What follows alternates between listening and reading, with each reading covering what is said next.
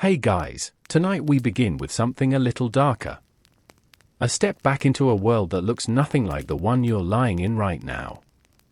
We're not opening a storybook with castles gleaming on hilltops and knights in polished armor riding out to rescue princesses. We're not stepping into the songs and stories Hollywood has sold us about medieval life, filled with feasts in great halls and laughter around candlelit tables. No, tonight we're visiting the side of the Middle Ages that doesn't usually make it into the movies. The reality lived by almost everyone, the peasants. The men, women, and children who worked the land, who fed everyone else, and who lived and died in conditions so harsh that most of us today wouldn't make it past breakfast. The truth is, you probably wouldn't last a single day as a medieval peasant. So before we dive in, I want you to take a moment and do something for yourself. Settle in. Dim the lights around you. Maybe click on a fan for that low, steady background hum that fills the silence. Pull a blanket close, or adjust your pillow so you're comfortable. You're not a medieval peasant, after all. You've earned the luxury of lying back in bed, safe, warm, and with a roof that doesn't leak above you. Let your eyes relax. Let your breathing slow. These kinds of journeys are best when you let your imagination drift into the past, when you let the pictures form quietly in your head as I guide you there. And if you enjoy traveling through history like this, slowly, without rushing, without sugarcoating, you already know what to do. Subscribe, but only if you genuinely enjoy what I do here. I don't want numbers. I want people who like closing their eyes and stepping into another time with me. And if you feel like it, drop a comment telling me where you're watching from, and what time it is for you right now. I always love seeing people from all corners of the world, tuning in at different hours, yet sharing the same moment together. It's a reminder that even in our comfortable modern world, community still matters, just as it did hundreds of years ago, even if the setting was very different. All right. You've gotten comfortable. You've slowed down. So let's step through the doorway together. Imagine this, you blink, and the walls of your room are gone. No more painted plaster, no shelves filled with books or screens glowing in the dark. Instead, you open your eyes, and it's the year 1325. The air is damp. The smell of smoke clings to your hair and clothes. You don't know it yet, but you're living in a one-room hut, a hut built of wattle and daub, that sticks woven together, covered in mud, dung, and straw to form walls. Above you, a roof of thatch sags low, patched and repatched by rough hands, leaking when the rains come and brittle when the sun beats down. The door creaks, and there are no glass windows. Just shutters, thin planks that let in cold drafts and the occasional rat. The good news is, you're alive.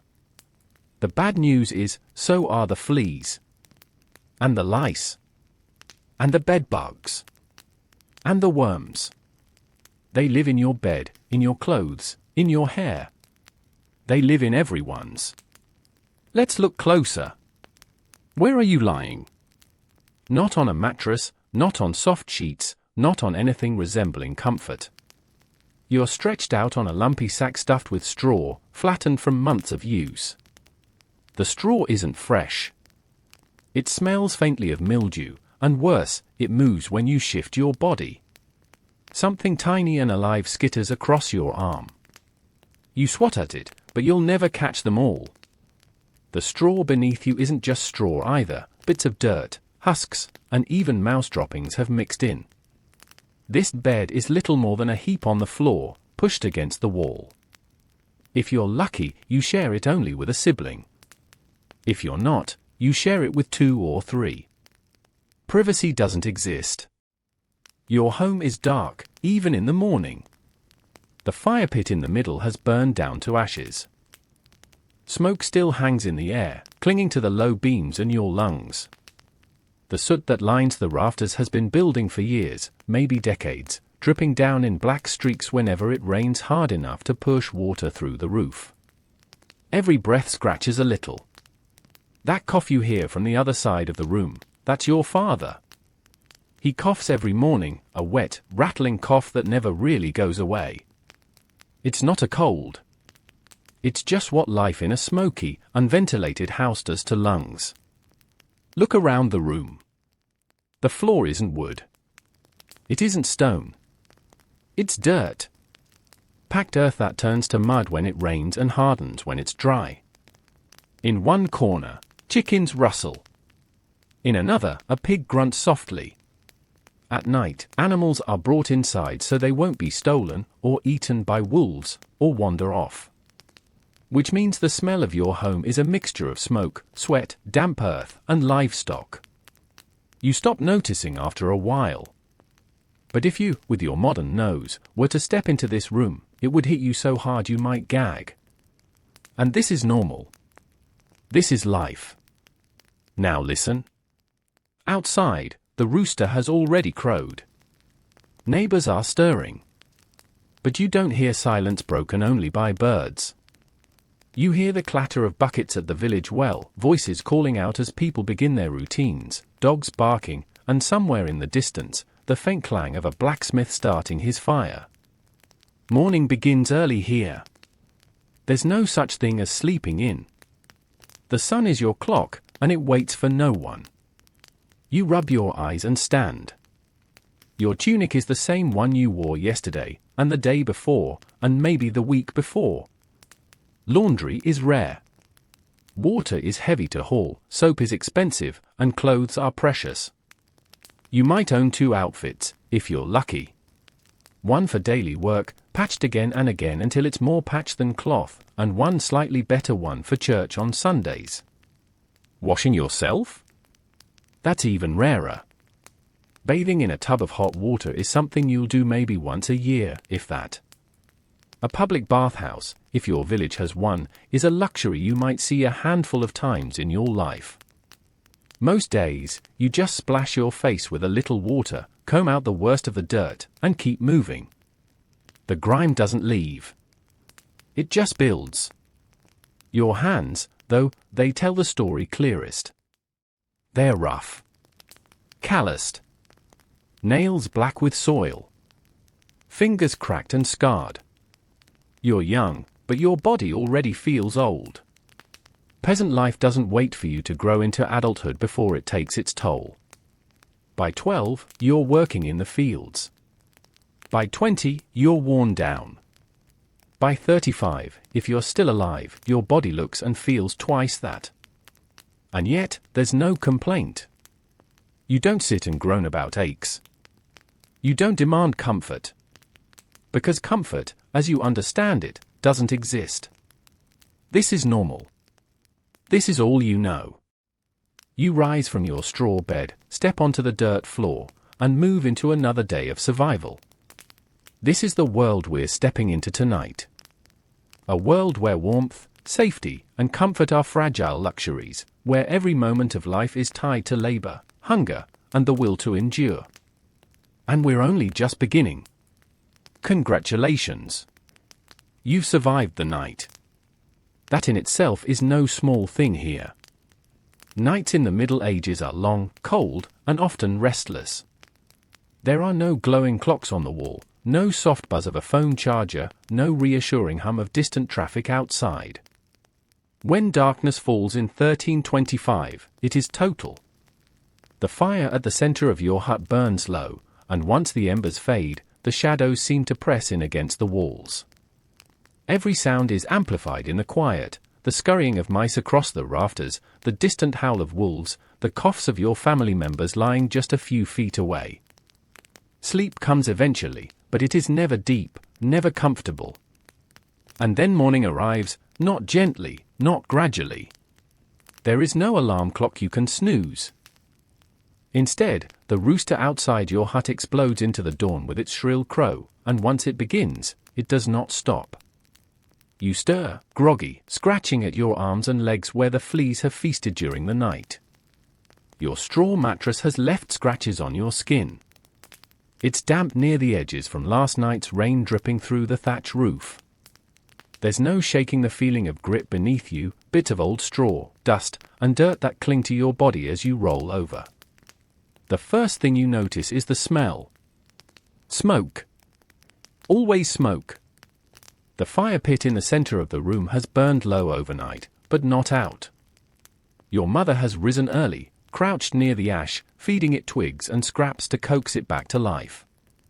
There's no chimney above it, so the smoke swirls, filling the small space until your eyes sting. Every breath brings a faint scratch in your throat. You cough, quietly, hoping not to disturb the baby still sleeping on the other side of the room. Your father coughs too, a heavy, rattling sound that seems to echo. He coughs every morning. Years of breathing this smoke have blackened his lungs, and there is no cure for that here. You sit up slowly, stretching your aching back.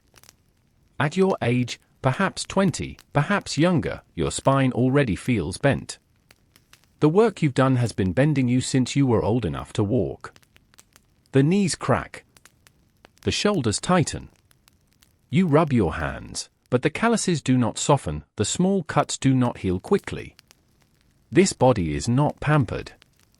It is used, worn down, and shaped by labor. The room around you is still dim, even as sunlight seeps through cracks in the wooden shutters. Those shutters are not glass, there is no glass here, not for peasants. They are rough planks that swing outward, letting in air but never quite keeping out the cold. In winter, frost forms along the edges, and you can see your breath hanging in the air as you exhale. In summer, the same openings bring heat, flies, and dust. There is no escape from the seasons. You live inside them, completely exposed. Your siblings stir beside you. The bed you share is crowded, bodies pressed together for warmth. Privacy does not exist here. Families live together in one room, eating, sleeping, and working side by side. If you are lucky enough to have your own straw pallet, it is only because someone else in the family died and left it free. You rise carefully, stepping around the sleeping form of your younger brother, and feel the chill of the dirt floor beneath your bare feet. It is always cold, always damp. The floor is nothing more than packed earth, darkened by years of spills, ashes, and waste. When it rains hard, water seeps up through it. When it is dry, dust rises with every step. You never truly have clean feet. The animals are already awake. A pig shifts in the corner, grunting softly, rooting at the ground for scraps. Chickens flutter on a makeshift perch, clucking. You share your house with them at night, not out of choice but necessity. Outside, they would be stolen by thieves or taken by foxes. Inside, they add warmth to the air, but also smell, noise, and filth. Their waste mixes with the dirt floor. It is impossible to separate your life from theirs. This is not unusual. This is expected. The noises outside grow louder. The village is waking. Wooden doors creak open, buckets clatter as women head to the well. Voices rise, children cry, dogs bark. The rhythm of daily life is beginning, as it does every morning, without pause, without exception. You have no weekends here. No breaks. The only pauses in this relentless cycle are church holy days, and even then, much of the work still must be done, because animals do not feed themselves and fields do not plow on command. Your stomach rumbles, but there is no rush for food. Breakfast, if it can be called that, is not a meal you look forward to. It is whatever remains from last night's pottage, reheated over the smoke-blackened pot. A thin mixture of grains, peas, and cabbage. If there is bread, it is heavy, dark, and stale. There is no butter, no jam, no fresh fruit. Meat is a dream that comes only on rare occasions, perhaps once or twice a year, reserved for holidays or weddings. You swallow your hunger for now, because there is work to do before you can eat. You rub your eyes again and pull at your tunic. It is the same one you wore yesterday, and the day before, and perhaps all week. Washing clothes is a luxury. Water must be hauled from the well, soap is expensive, and time is scarce. Most peasants own only 2 outfits, one for work, patched so many times it is nearly unrecognizable, and one slightly better one, saved for church. Your work clothes are coarse, itchy, and stiff with dirt and sweat. But they are all you have. You pull them on and lace the rough wool hose over your legs. There are holes at the knees where the fabric has worn thin. They let in the cold, but patching them takes time, and time is always consumed by survival. You run your fingers through your hair, but it does little good. It is greasy, tangled, and alive with lice. Everyone's hair is. You do not think of it as disgusting, it is simply normal. Hygiene, as you know it today, does not exist here. Baths happen rarely, maybe once a year. A public bathhouse, if your village has one, is something you visit occasionally, but never often. Instead, you wash your hands and face with a little cold water when you can spare it. You scrape the dirt from under your nails with a knife. You adjust, but you never feel truly clean. Your mother calls softly. The fire has caught again, flames licking the blackened iron pot. She adds a handful of dried peas to the water, stirs, and waits for the slow boil. You watch, but your mind is already turning toward the day ahead. Today is not special.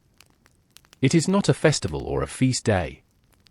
It is not a wedding or a market day. It is simply another day in a long, unending chain of days filled with work. The sun is climbing now.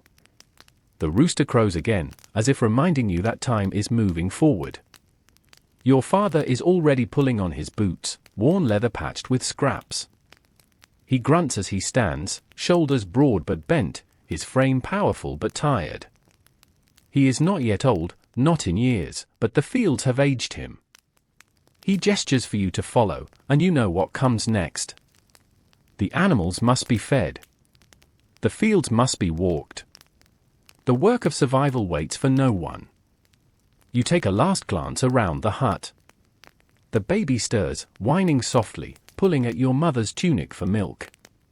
Your siblings begin to wake, stretching, scratching, yawning.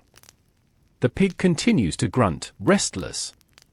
The fire smokes, filling the air once again with that heavy haze that will cling to your skin all day. You take a deep breath, cough, and step forward. Outside, the village is fully alive now. Neighbors greet one another with nods, but no one smiles much. There is nothing to smile about so early. The day ahead is long, and the tasks are many. But this is life. This is what it means to wake up in 1325. And this, more than anything else, is why you would not last long here. Because before the sun is even high in the sky, you are already tired, already hungry, and already aware that every hour will demand more of you than you think you can give. By the time the sun is fully over the horizon, the village is humming with activity. It is not loud in the way a modern city wakes up, with engines roaring and horns blasting, but it is noisy in its own way. The bray of donkeys tied outside cottages. The clatter of buckets at the well as women and older children take their turn hauling up water. The crowing of more roosters, each one stubbornly reminding everyone that it has survived another night. Dogs bark, pigs squeal, chickens scatter underfoot, and layered over it all are the voices of people, neighbors calling to one another, greeting one another not with relaxed chatter but with the brisk, clipped words of people who know the day's work is waiting. No one lingers. No one wastes time. Inside your hut, the thin stew is almost ready. Your mother stirs the blackened pot with a wooden spoon worn smooth from years of use. The smell is faint, not unpleasant, not pleasant either, but the earthy, dull scent of boiled peas and cabbage leaves. This is pottage, the food that anchors every peasant's life. It is what you ate last night. It is what you will eat tonight. And it is what you will eat tomorrow. It is endlessly recycled, scraps from previous days poured back into the pot, thickened with whatever grain is on hand, stretched with water from the bucket you hauled yesterday. If there is bread, it is coarse, dense, and dark, baked with barley or rye, sometimes stretched with ground-up beans or acorns to make the flour last longer. White bread, fine wheat bread, is reserved for the wealthy, for the lord in his hall. You will never taste it. To you, bread is heavy and sour, chewed slowly because your teeth are already wearing down long before middle age. Breakfast is not a feast. It is survival. You take a wooden bowl, not polished or neat but rough and splintering at the edges, passed down from your grandfather. The stew is ladled into it, thin liquid with a few swollen peas and bits of wilted cabbage floating at the surface. You eat slowly, though hunger makes you want to gulp it down, because you know it must last. There is no such thing as overeating. There is never abundance. Every bite is calculated against the need to stretch food into tomorrow, and the day after that, until harvest brings something new. The water you drink with it is not clear. It is hauled from the well, heavy buckets sloshing as you carried them home yesterday. Sometimes the well water is fine. Sometimes it is cloudy, earthy, tinged with the taste of iron. There is no boiling it unless you want to waste precious fuel. You drink what you have, even if it tastes off, even if it sometimes makes you sick. You already know that diarrhea and stomach cramps are a fact of life. You have seen neighbors doubled over, dehydrated, and fading after a bad batch of water. But you drink anyway, because there is no choice. As you eat, you scratch again at your scalp. The lice are constant companions. At night, they burrow into your bedding. By day, they nest in your hair. You run your fingers through, feeling the small bumps and nips. Everyone has them. It is not shameful, not unusual. Even the lord of the manor, dressed in his finery, will carry them in his hair and beard. They crawl freely, moving from one person to the next whenever heads bend close together. Combs help, sometimes. A heated blade passed near the scalp can kill a few. But they always return, and you always live with them. Your skin is not much better. The tunic you wear rubs against your arms, coarse wool that scratches until your skin is red. Bathing is rare. Most peasants will wash their faces and hands with cold water from the well, but a full-body bath may only happen once or twice a year. Some villages still have public bathhouses, a holdover from Roman times, where men and women bathe separately in wooden tubs. But more often, water is precious and firewood is too valuable to waste on heating a bath. You learn to accept the layer of dirt on your skin as a second covering. In winter, it almost helps to keep you warm. In summer, it cakes into sweat and stings your eyes. Either way, it never fully goes away. Your teeth ache when you chew. Not all of them are there anymore. By your early 20s, most peasants have lost several teeth to decay, infection, or simply cracking from biting into coarse bread ground with millstones that left bits of grit in the flour. Every chew wears your enamel down further, and without dentistry, there is no repairing them. A toothache can last weeks. Sometimes it ends when the tooth rots away and falls out. Other times, the infection spreads. You have seen what happens when the swelling grows, when someone's face balloons, when fever sets in.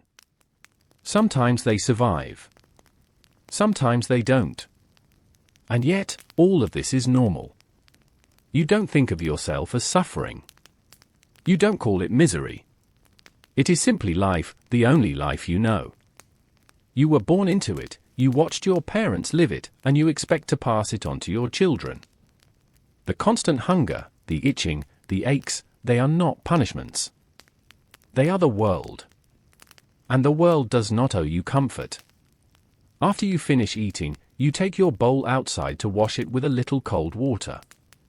The water is grey by the time you finish, but you drink it down anyway, because wasting is not an option. You wipe your hands on your tunic, leaving streaks of dirt on fabric already too stained to notice. Your father is ready now, adjusting the leather strap that holds his belt tight around his tunic. His boots are worn and patched, cracked at the seams, but they still keep most of the wet out. He nods for you to follow, and you do. The yard outside your hut is no cleaner than the inside. The pig pushes its snout into the mud, snorting loudly. Chickens dart around, pecking at scraps. The ground is uneven, rutted from years of footsteps and rain. The smell of manure hangs heavy, not only from your animals but from the village itself, where waste is thrown into ditches or onto the fields as fertilizer. You breathe it in without complaint. There is no fresh air here. There is only the air you have. Your mother remains inside with the younger children, feeding them slowly, keeping them close. You know she will spend her morning mending clothes, stirring the pot, and tending to the fire, her hands as worn and cracked as yours, though she will never rest. She has been having children since she was 15, and her body shows it. The lines on her face are deep, her back bent, her energy spent. And yet she works, because to stop working would be to die. The morning passes quickly. There is no lingering over food, no sitting to savor. Meals are not social occasions. They are interruptions in the work. Before long, you are standing with your father, ready to step into the fields. The sun is climbing. The day has already begun. You scratch one more time at your scalp, adjust the coarse belt at your waist, and take a deep breath of smoky, manure-scented air. It is not refreshing. It does not clear your lungs. But it is the air you live by. And as the work ahead stretches out in your mind, plowing, hauling, bending, sweating, you realize again what it means to be a peasant. Every morning begins this way. With hunger only half satisfied. With dirt that never washes off. With aches that never heal. And with the quiet knowledge that this cycle will never end. This is the morning reality. Food that fills but never satisfies. Water that quenches but might kill. Bodies that carry lice, dirt, and disease as casually as they carry their clothes. Hygiene that exists only in theory, because survival leaves no time for luxury. And this is only the beginning of the day. By the time you step outside with your father, the morning has only just begun, but the work is already pressing down on you. The sun isn't high yet, but every villager is moving with purpose. There are no days off in this world. No weekend circled on a calendar. No free mornings or personal breaks. Life here is measured in work, because work is survival.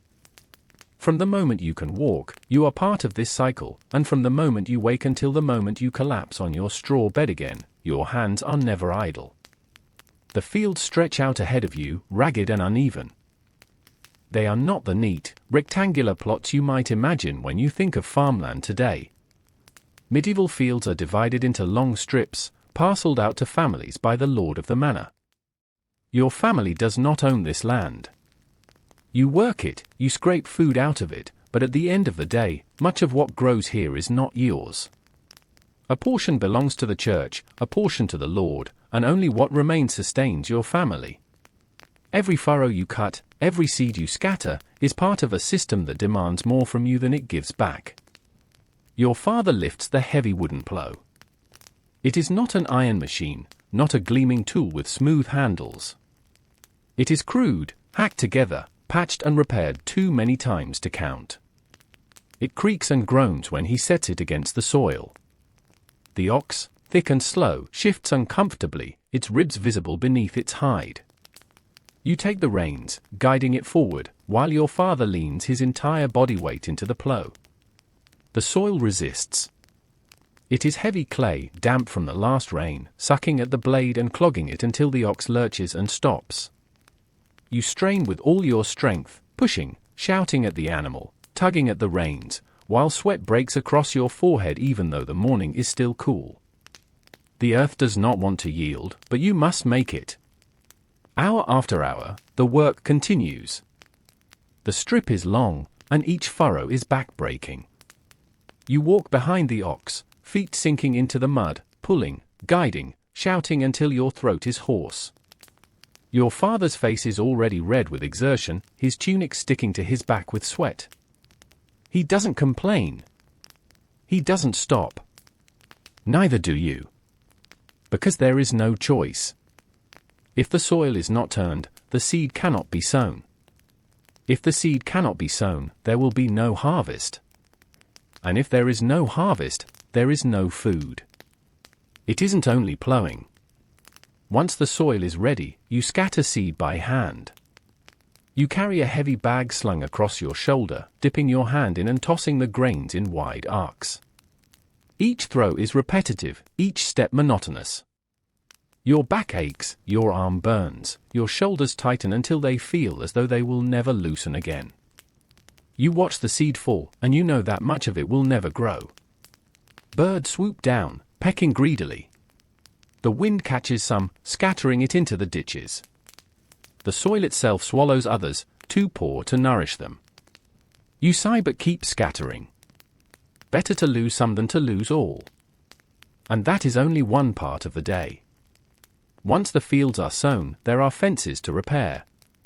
Wooden posts hammered into the earth must be tightened, patched with whatever scraps of rope or thorny brush you can find. The oxen need tending, hooves scraped, hides brushed, wounds checked. The chickens must be kept safe, their eggs collected. Firewood must be gathered from the woods, heavy bundles dragged home on aching shoulders. Water must be hauled from the well again and again, each trip a slow trudge with buckets sloshing, cutting into your palms. Every task is physical, every task demands strength. And there are no shortcuts. No machines. No tools beyond what your own arms can carry and swing. The rhythm of the work is endless. You bend, you lift, you carry, you push. You sweat until your tunic clings to you, until the dirt on your skin turns to mud, until your muscles tremble with exhaustion. But there is no stopping. If you rest too long, the work will not be finished, and unfinished work can mean hunger come winter. The thought of hunger drives you harder than any overseer's whip. It whispers in your stomach, in the hollow of your chest, reminding you that one failed harvest can mean death. You have seen neighbors starve. You have buried children who wasted away before they could grow tall. Work is not optional. It is the only thing keeping you alive. Even children are not spared. Your younger brother, barely 10, is already in the fields beside you, driving off birds with a stick, shouting and waving his arms. His bare feet are cut from stones, his face sunburned, his hair crawling with lice. He doesn't complain either. He knows his role. Childhood here does not last long. By 7, he was already carrying water. By 10, he is already laboring beside the adults. By 12, he will work the plow. And by the time he is 20, his body will already be bent like your father's. The women's work is no easier. While you strain in the fields, your mother and sisters are laboring inside the hut, spinning wool, weaving cloth, mending endless tears in the rough fabric that covers your backs. They tend the fire, cook the meals, feed the animals, haul water, and care for the children, often while carrying another child growing in their own bodies. Their work is constant, their exhaustion unending. But no one calls it labor. It is simply life. The sun climbs higher. The heat builds. Sweat drips into your eyes, stinging. You pause to wipe your brow with your sleeve, but your father does not slow, and so you do not either. The ox stumbles, and you yank hard on the reins, steadying it before the plow veers off course. Your hands burn with rope blisters. Your legs ache. The field stretches endlessly before you, furrow after furrow, row after row. Time drags. Minutes feel like hours. Hours feel like days. And yet, by the time you glance at the sun again, the morning has already slipped into noon. There is no proper lunch break. No spread of food waiting under a shaded tree. You eat what you carried with you, a chunk of coarse bread, hard at the edges, chewed slowly because it grinds against your bad teeth. Maybe an onion, raw, eaten in bites, its sharpness burning your mouth but filling your stomach. If you are lucky, a scrap of cheese, salty and hard. You drink water from a leather flask, warm from the sun, tasting faintly of the animal hide it was stored in. It is not refreshing. It does not quench fully. But it keeps you going. The work continues. Always continues. You move stones from the field, dragging them to the edges to pile into crude walls. You dig drainage ditches, hacking at the soil with wooden tools that splinter in your hands. You haul manure from the animal pen, spreading it with a pitchfork that is heavier than it looks. The smell clings to you, sinks into your skin, follows you everywhere. By the end of the day, your body will reek of sweat, smoke, soil, and dung. You will not notice. But anyone dropped from the modern world into this life would gag and faint within hours. And still, there is more. Work does not stop with the fields. Thatched roofs must be patched. Tools must be sharpened on rough stones. Rope must be twisted from hemp. Every object you use in daily life must be repaired, because nothing is easily replaced. A broken bucket means no water. A snapped plow means no planting. A hole in the roof means a wet floor and ruined bedding. Every repair takes time, skill, and effort, laid on top of the farming that already consumes your days. The cycle is relentless. Seed time turns to harvest. Harvest turns to winter. Winter turns to planting again. There is no end, no final goal, no retirement waiting at the end of the road. Life is work. Work is life. And that life is short. Few peasants live beyond their 30s. Fewer still live into their 40s. The constant labor breaks their bodies before age does. Joints wear out, lungs fail, backs bend, and teeth rot away. And yet, until your body collapses completely, you keep moving. Because to stop is to starve. As the sun begins its slow descent, you are still in the fields, hands raw, feet caked with mud, sweat soaking your tunic. You glance at your father, still pushing the plow, his face grim but determined. You glance at your brother, still waving his stick, his voice hoarse but unwavering. You glance at yourself, young, strong, but already exhausted. And you realize, this is not one hard day. This is every day. Endless labor from sunrise to sunset, every season, every year, until your body can give no more. And this is why, if you were dropped here from your warm bed, your air-conditioned room, your soft life filled with comforts, you would not last. The work is not a punishment. It is not cruelty. It is simply existence. But existence itself is brutal here, demanding everything you have every single day. And most of us, softened by modern comforts, would be broken before the first week was through. When the day finally reaches its midpoint and the sun hangs heavy in the sky, you feel it most in your stomach. Hunger is not a sudden pang here, it is a constant companion. From the moment you wake, through every hour of work, your body whispers its need for more. And more rarely comes. For a medieval peasant, food is not pleasure. It is not something to savor. It is survival in its most basic, repetitive form. Every bite you take is measured, rationed, and weighed against tomorrow. The foundation of your diet is bread. Not the soft, pillowy kind you know today, not something warm from an oven with a golden crust and a light center. Your bread is heavy, dark, and dense. It is made with barley, rye, or oats, sometimes mixed with beans, peas, or even ground acorns to stretch the flour further. The millstones used to grind the grain often leave tiny fragments of grit in the flour, so each bite wears down your teeth a little more. Bread is not fluffy. It is thick and sour, more like a brick than a loaf. You eat it because you must. It fills your stomach, at least for a while, even though it never truly satisfies. Alongside bread is pottage, the dish that never ends. Pottage is less a recipe and more a method, a pot that sits over the fire, into which you throw whatever scraps you have. Grains, peas, cabbage leaves, onions, turnips, maybe a carrot if you were lucky enough to find one in the market. The pot is never fully emptied. Each day's meal is a continuation of the last, new ingredients thrown in, old flavors lingering. It is thin most of the time, watery and bland. On rare days it thickens with barley or beans, becoming hearty enough to feel like a proper meal. but most of the time, it is simply fuel. You swallow spoon after spoon of lukewarm pottage, tasting the same earthy flavors day after day, year after year. Meat is a rarity.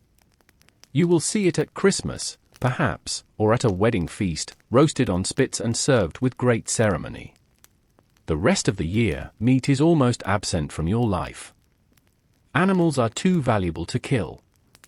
A cow provides milk. A chicken provides eggs. A pig can be bred and grown until it is worth far more as a trade than as a meal. Killing them for everyday food would be foolish. So you stretch your diet with plants. Cabbage, peas, beans, onions, anything hardy enough to survive the climate and cheap enough to grow in bulk. If you manage to trap a rabbit or catch a fish in the stream, it feels like a gift from heaven, a rare taste of richness. But those moments are fleeting, and often illegal, since hunting on the Lord's land without permission can earn you a harsh punishment. Cheese makes an appearance, though rarely in the way you might picture it. Not soft, creamy wedges of delicacy, but hard, salty wheels made from goat or cow's milk.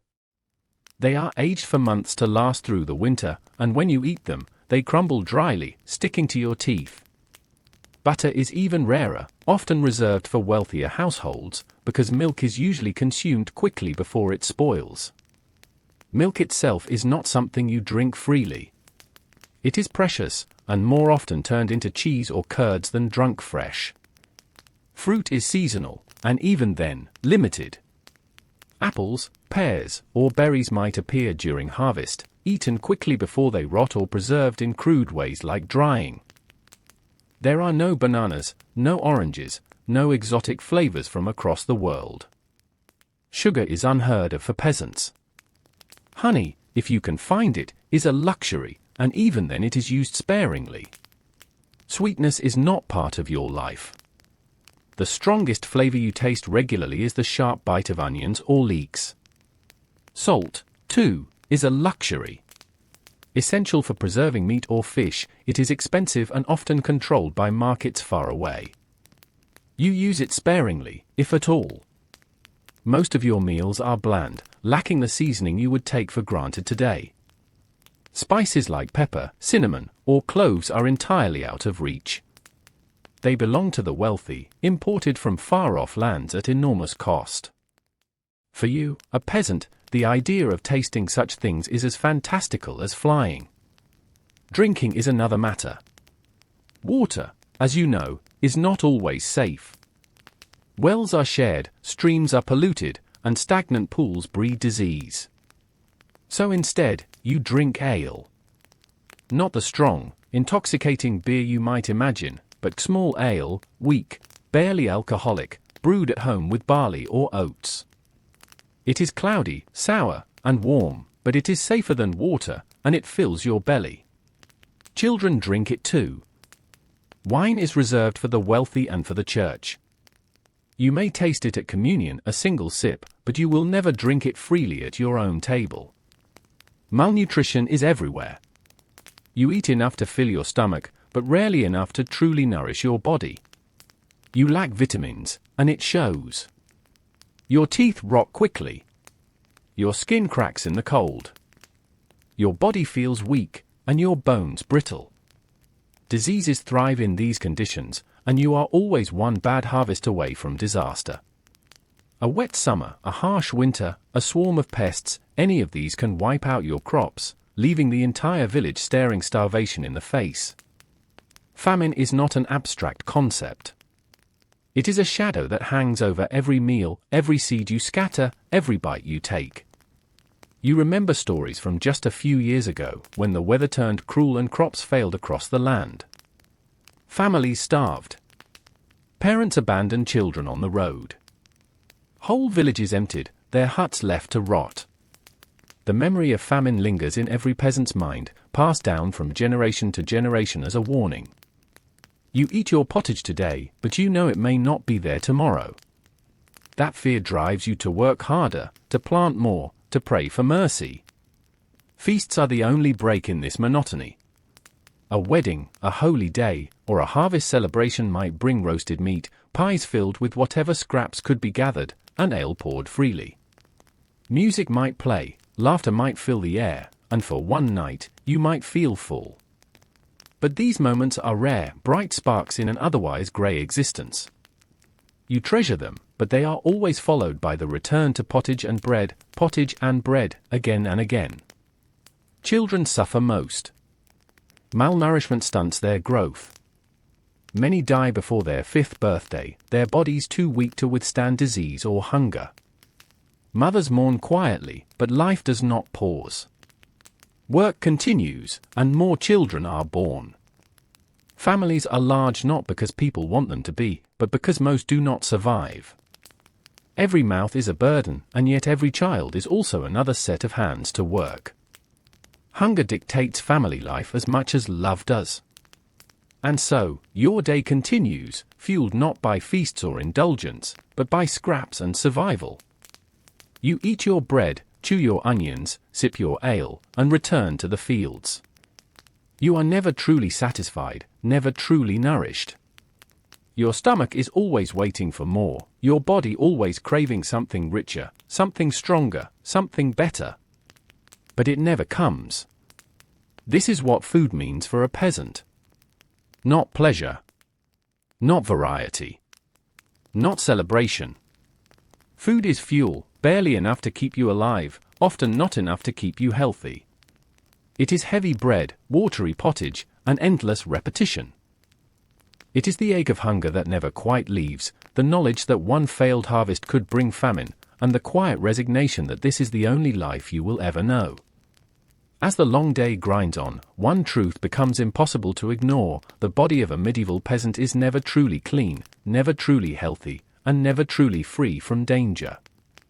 Hygiene, as you understand it, does not exist here. Comfort, as you know it, is absent. Instead, the daily reality is filth, disease, and constant vulnerability, woven so tightly into life that no one even questions it. To them, it is not disgusting. It is simply what it means to be alive. Start with bathing. You might imagine a peasant stepping into a wooden tub filled with warm water, soap lathering their skin, steam rising in the air. In truth, baths are so rare that they are more memory than habit. Some villages have bathhouses, communal spaces where men and women, sometimes even whole families, can scrub themselves clean in lukewarm water. But the firewood needed to heat that water is costly. The time needed to fill and clean the tubs is costly. For most peasants, a full bath is a once-a-year luxury, taken around midsummer or perhaps before a festival. Many go years without one at all. Instead, cleanliness is reduced to the bare minimum. A splash of cold water from a bucket on your face and hands in the morning. Maybe a rinse of your feet at night, if the mud is too thick to sleep with. Soap exists, made from animal fat and lye, but it is expensive and harsh. You might use it once or twice a year, if you can afford it. Most of the time, you scrub yourself with a rough cloth, scrape dirt from under your nails with a knife, and accept that the layer of grime clinging to your skin will never fully disappear. Dirt becomes a second skin, a shield against the world. Your hair is another story. It is greasy, heavy, and crawling with lice. Every head in the village carries them. Mothers comb through their children's hair with rough wooden combs, picking out the tiny eggs, sometimes cracking the lice between their fingernails with a practiced flick. But they always return. Fleas bite your ankles as you work. Bedbugs crawl from the straw mattress at night, leaving red welts across your arms and legs. Worms live in your intestines, feeding off what little food you manage to eat. Parasites are as much a part of life as neighbors or animals. You scratch until your skin bleeds. You grow used to the constant itching. It becomes background noise, just another discomfort among many. And then there is the matter of your teeth. By the time you reach your 20s, you have already lost several. The bread you eat, ground with millstones that leave fragments of grit in the flour, wears them down like sandpaper. Cavities rot unchecked. A toothache can last for weeks, throbbing day and night, until the tooth finally breaks or falls out. Sometimes the infection spreads deeper, swelling your jaw, filling your mouth with pus, heating your body with fever. With no dentist, no antibiotics, no painkillers, there is little anyone can do. A neighbor might try to yank the tooth with iron tongs, but the risk of breaking it and making the infection worse is high. Many peasants die of nothing more than bad teeth. Illness is everywhere. Coughs linger for months. Fevers burn through households, sweeping from child to child, parent to parent. Cuts fester, turning red, swelling, leaking pus. A blister from a hoe or plow might become an infection that spreads through the blood. There is no germ theory. No understanding of bacteria or viruses. Disease is explained through imbalance, bad air, curses, or the will of God. Treatments are crude. A local wise woman might offer herbs, garlic for infections, honey for wounds. A priest might suggest prayer, fasting, or penance. In some villages, bloodletting is practiced, cutting the skin to drain bad humors from the body. Leeches are applied to draw out illness. Sometimes these remedies help by accident. More often, they do nothing. And then there are the plagues. Not every year, not every decade, but often enough to be remembered in fear. Smallpox, dysentery, ergot poisoning from moldy rye, outbreaks of influenza. They sweep through villages without warning, killing dozens, sometimes emptying entire households. When the Great Plague, the Black Death, comes in the mid-14th century, it will kill half the population of Europe. But even before that catastrophe, disease shapes life.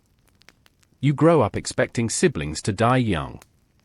You grow up expecting neighbors to disappear suddenly, buried quickly in shallow graves because the living cannot spare the time to mourn.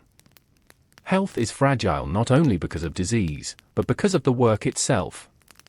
From dawn until dusk, you bend, lift, carry, sweat. Your body is worn down before it has a chance to grow strong. Children are thin, their ribs visible beneath their tunics. Adults are stooped and scarred, their hands gnarled from endless labor. Women's bodies are broken by childbirth, sometimes bearing 10 or more children in their lifetime, many of whom do not survive. Complications are frequent: fevers, hemorrhage, breech births. Without midwives, without knowledge of hygiene, women often die in childbed, their bodies buried while their newborns are passed to relatives. Wounds are common, and they rarely heal well. A slip of the plow blade cuts deep into your foot. A fall from a cart breaks your arm. An ox kicks you in the chest. These are not inconveniences. They are life-altering events. A broken bone may never set properly, leaving you crippled. An infection from a cut may spread, leaving you dead within a week. Pain is constant, but it is endured without complaint, because no one expects to be free of it.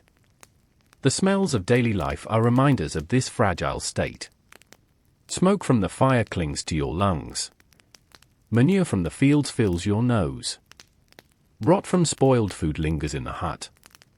The air itself is heavy, damp, and filled with the presence of too many bodies packed too close together. Disease thrives here, invisible but always waiting. Yet, despite all this, you carry on. You rise each morning, scratching at bites, coughing into your hand, rubbing at sore muscles. You drink your ale, eat your bread, and walk into the fields. Because you must.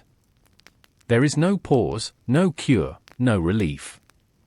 Survival depends on work, and work depends on ignoring the aches, the fevers, the constant discomfort that defines your life. To live as a peasant in the Middle Ages is to live always on the edge. The edge of hunger.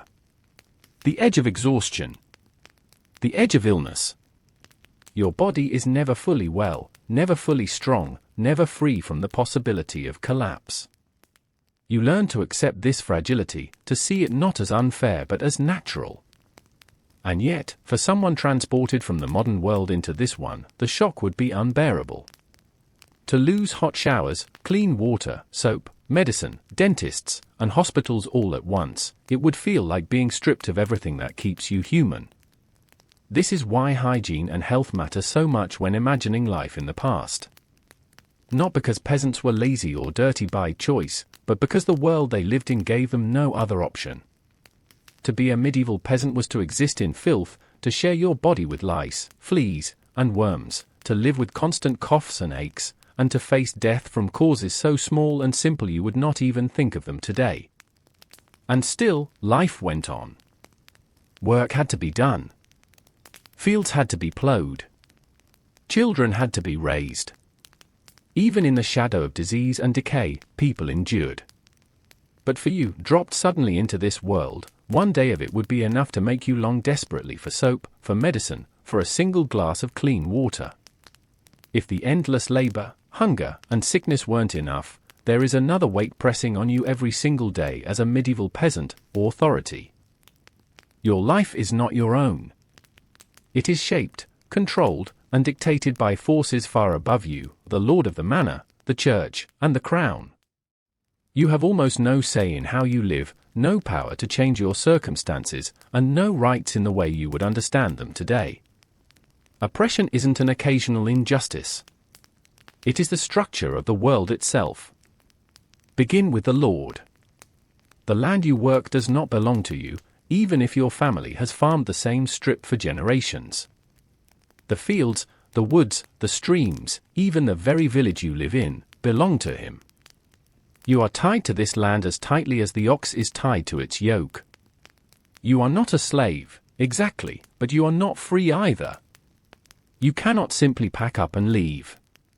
You owe the Lord rent, taxes, and labor. Without his permission, you cannot marry outside the village. Without his permission, you cannot move away. You live at his mercy, and his word carries the weight of law. Every harvest, a portion of your grain, eggs, or livestock must be handed over. These are called dues, and they are not optional. When you've spent months bending your back in the fields, praying for enough to feed your family, you know before you even see the crop that a share will be taken away. The Lord's men will measure it, collect it, and carry it off to his storehouses.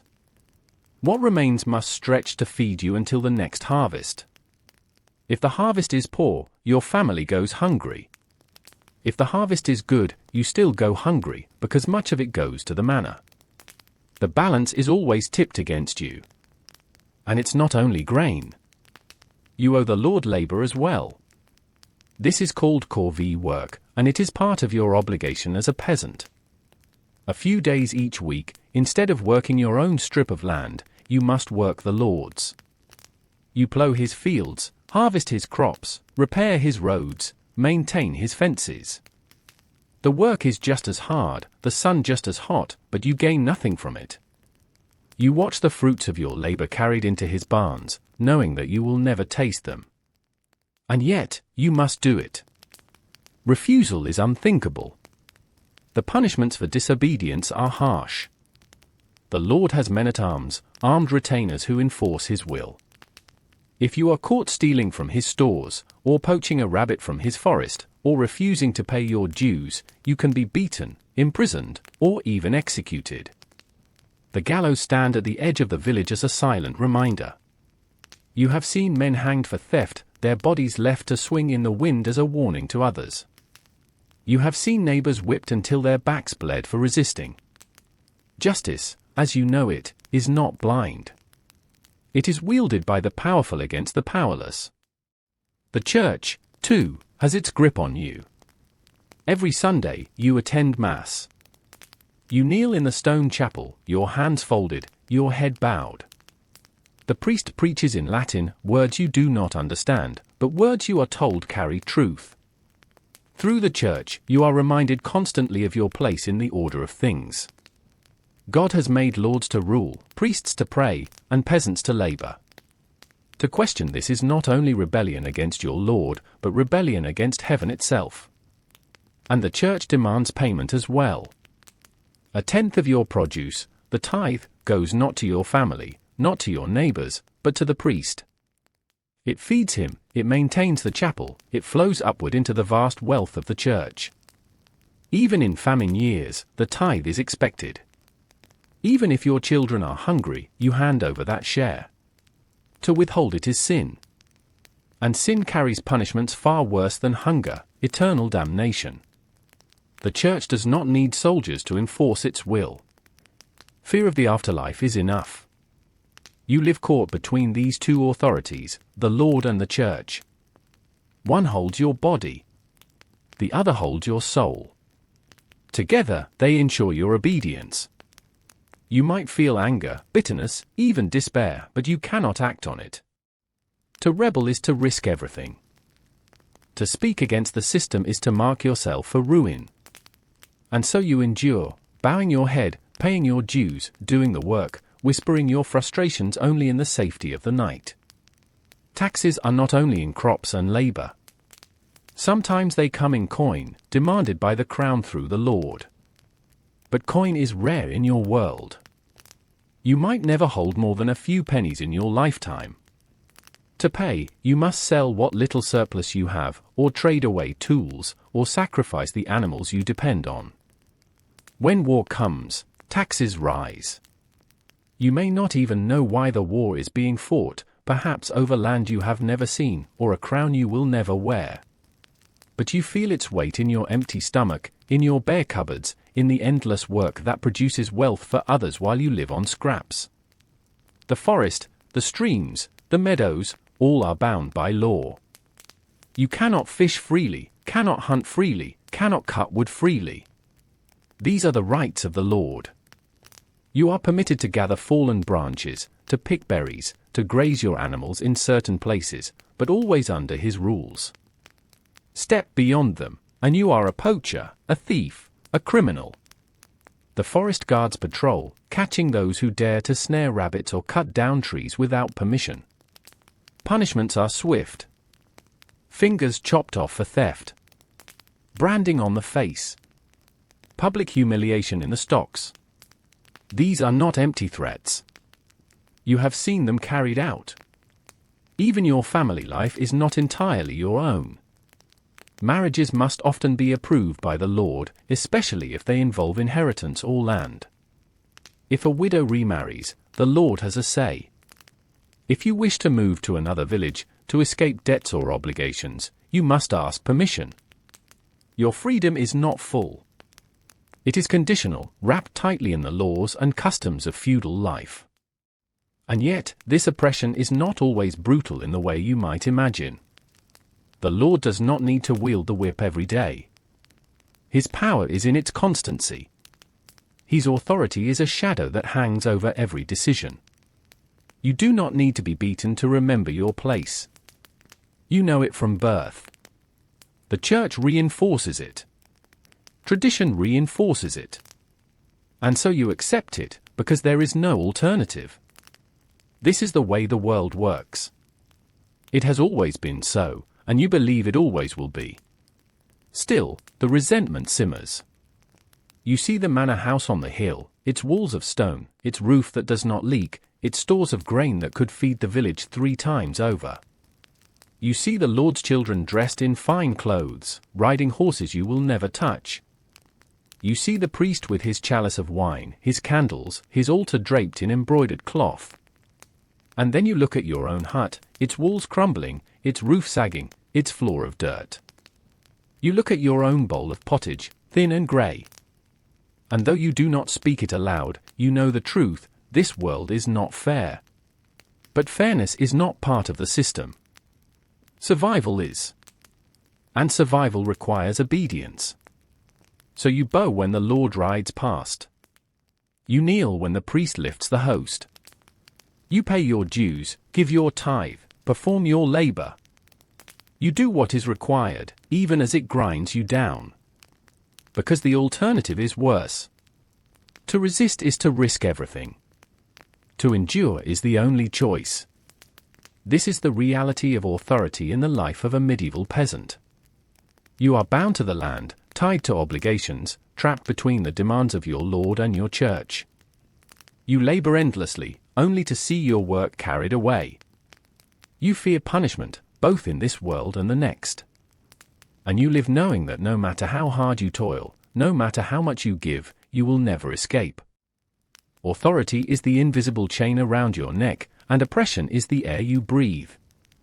And this, perhaps more than hunger or sickness, is why you would not last a single day in the life of a medieval peasant. For all the back-breaking labor, the hunger, the sickness, and the weight of authority, peasants were not machines. They were human, and humans will always look for moments to laugh, to rest, to feel alive. Social life in a medieval village existed, but it was bound tightly by the same limits that shaped everything else. Entertainment was rare, simple, and fleeting, more survival of the spirit than pleasure of the flesh. If you imagine evenings filled with feasts, music, and dancing, you will be disappointed.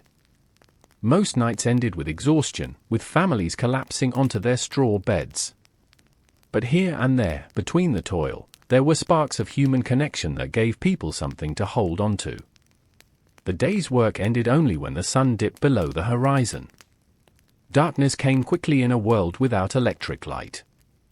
The fire in your hut gave off a faint glow, but it was smoky, weak, and limited. Candles were expensive, made of beeswax or tallow, and reserved for the wealthy or the church. For a peasant, light after sundown was a rare luxury. Most evenings, you huddled near the fire with your family, eating whatever scraps of pottage remained from the day. Conversation was quiet, practical, talk of the fields, of animals, of who was sick, of who was pregnant, of what needed doing tomorrow. But sometimes, after the bowls were emptied and the children lulled to sleep, stories began. Storytelling was the great entertainment of the medieval peasant. Without books, since most were illiterate and books themselves were priceless treasures, tales were carried by word of mouth. They were repeated by parents to children, by elders to neighbors, by travelers passing through. Some were legends of saints and miracles, meant to inspire faith. Others were local tales of ghosts, witches, and strange creatures said to wander the woods at night. And some were simple jokes, earthy and crude, the kind of humor that made hard lives feel a little lighter. You listened, eyes heavy, the fire's glow flickering across the storyteller's face, and for a moment the dirt floor and smoke-blackened rafters seemed to fade away. Music, too, found its way into the village, though not the orchestras or choirs of great cathedrals.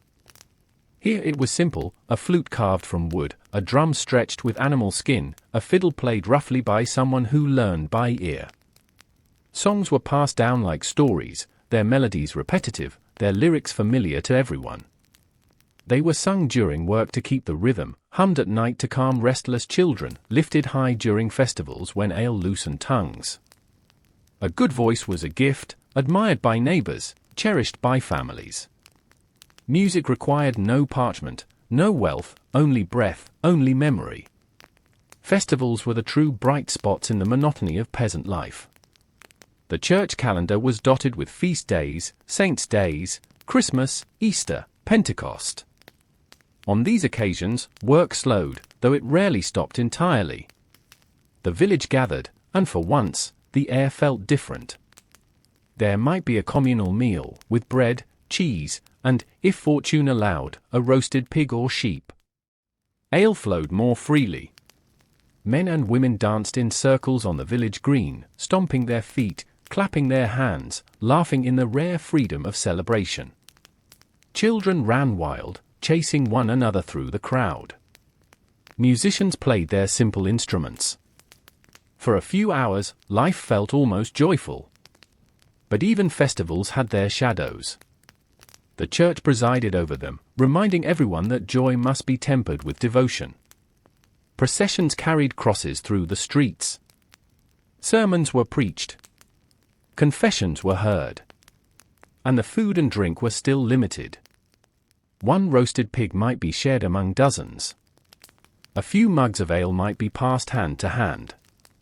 You laughed, you sang, you danced, but you still went home hungry.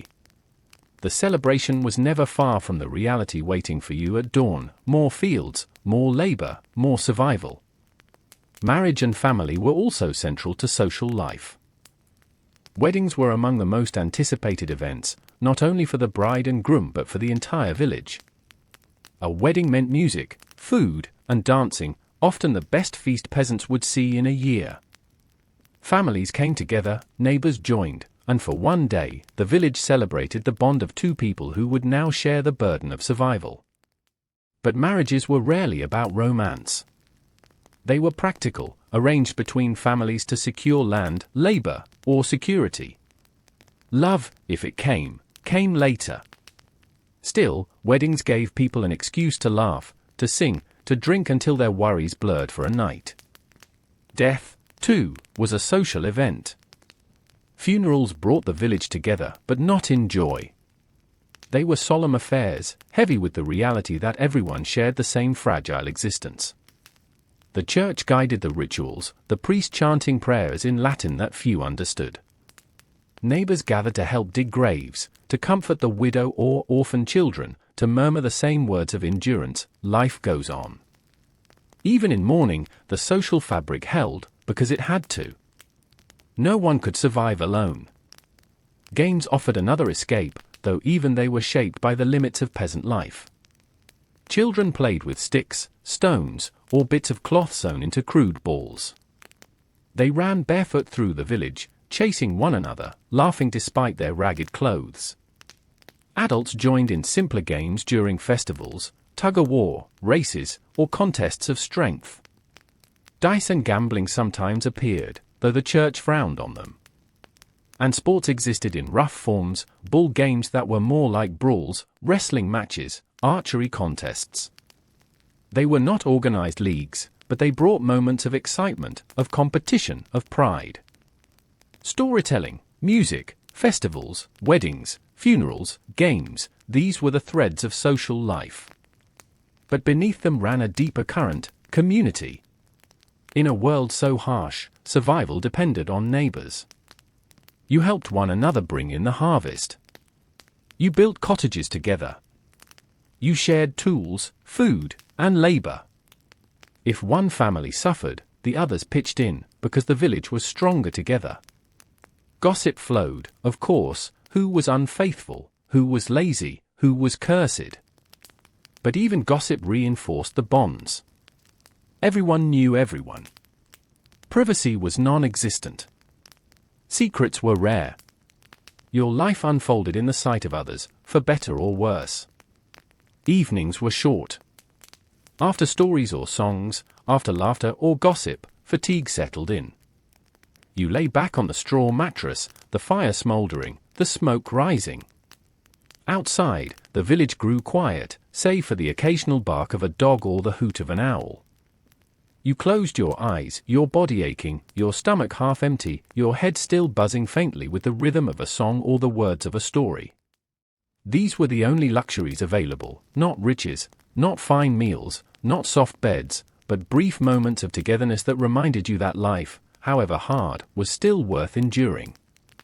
But here is the truth, even this social life, meager as it was, would break you if you were dropped into it today. The lack of privacy. The endless repetition of the same stories, the same songs, the same faces. The rare, fleeting nature of joy. You, used to endless entertainment at the tap of a screen, would find the monotony unbearable. For the peasant, though, it was enough. Enough to laugh, enough to share, enough to endure. And this is what entertainment really meant in the Middle Ages, not escape from hardship, but survival within it. Social life was not an extra. It was a necessity, the glue that held communities together, the balm that softened the sting of hunger and labor. Without it, peasants might have collapsed entirely under the weight of their existence. With it, they carried on, generation after generation, finding in small joys the strength to face another day in a world that demanded everything from them. Even if you managed to endure the endless work, the hunger, the filth, and the weight of authority, there is another reality that defined the life of a medieval peasant: danger. Not the kind of danger you imagine in stories of knights and battles, but the quiet, constant, unpredictable forces that could shatter your life in an instant. You might work as hard as you could, you might pray as devoutly as the priest told you, but none of it guaranteed survival. In truth, peasants lived every day with the knowledge that fate, or God, or chance could undo everything they had built. The first danger was the weather. Today, you can curse the rain or celebrate the sun without your survival depending on it. For a peasant in 1325, the weather was life itself. A good summer meant full harvests, food in the storehouses, animals fed through the winter. A bad summer, too much rain, too little sun, or a sudden frost, could mean famine. Imagine planting seeds with care, tending them day after day, sweating in the fields from dawn to dusk, only to watch the sky betray you. Heavy rains could drown the crop, turning fields into mud. Hail could smash tender shoots in minutes. A late frost could kill entire harvests before they even ripened. And there was nothing you could do.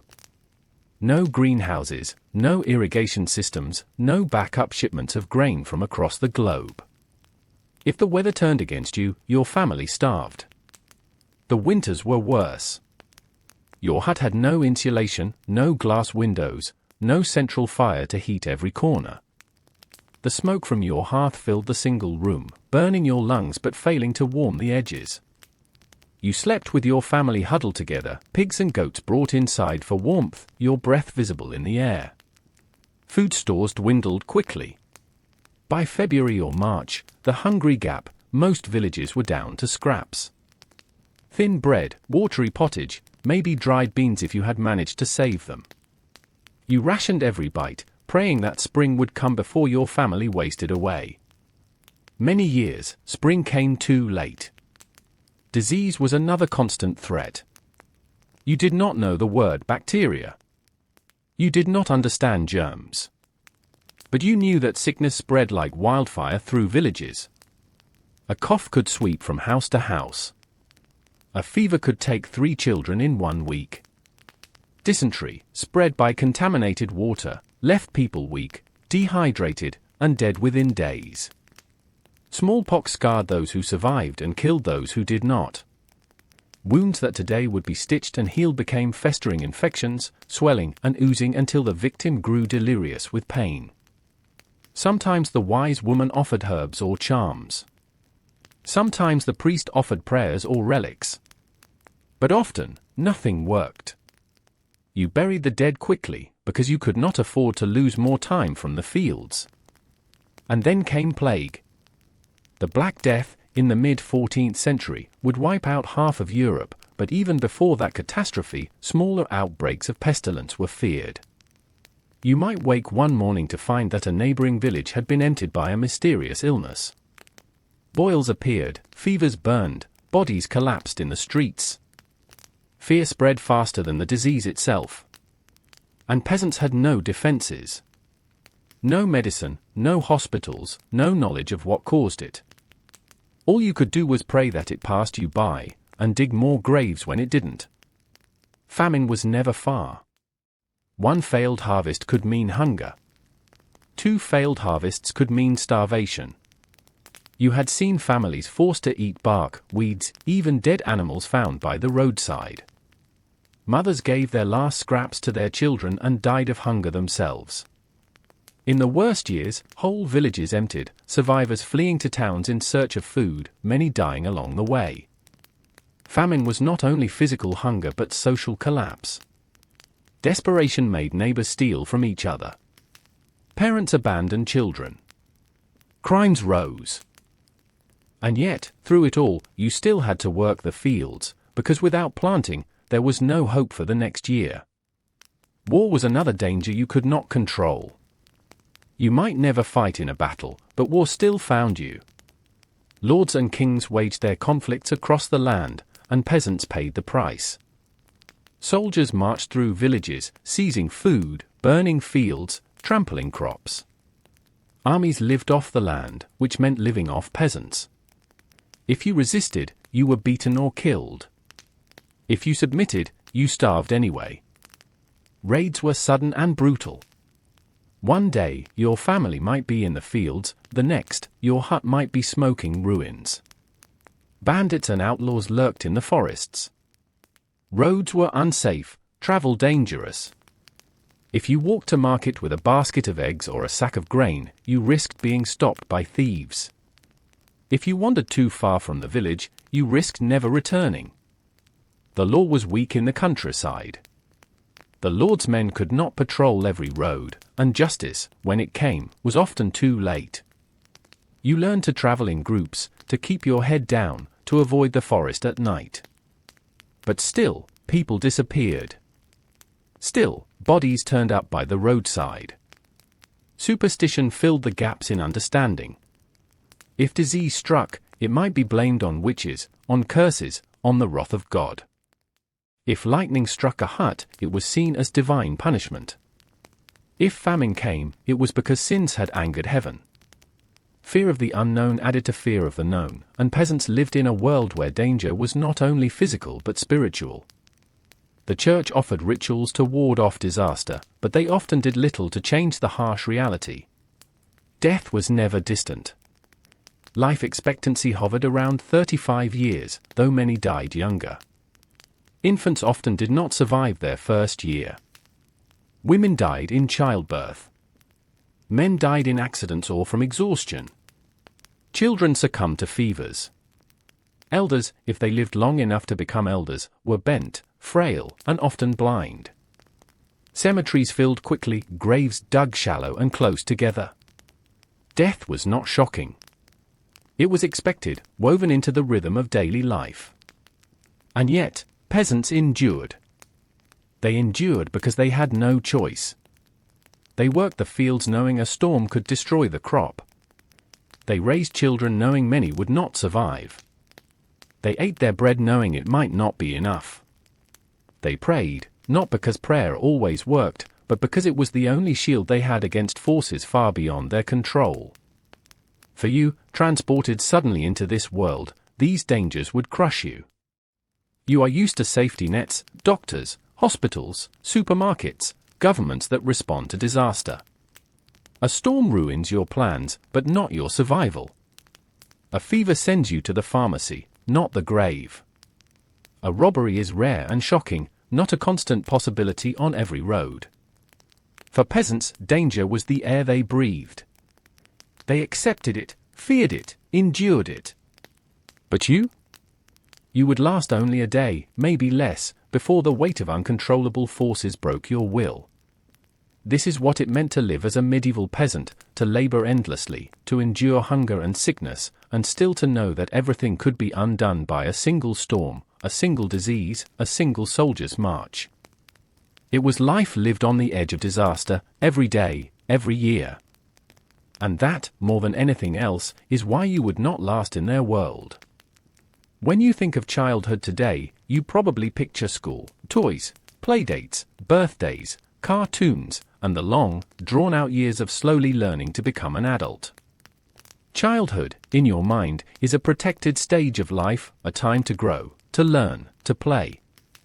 But in the medieval village of 1325, childhood, at least the way you understand it, did not exist.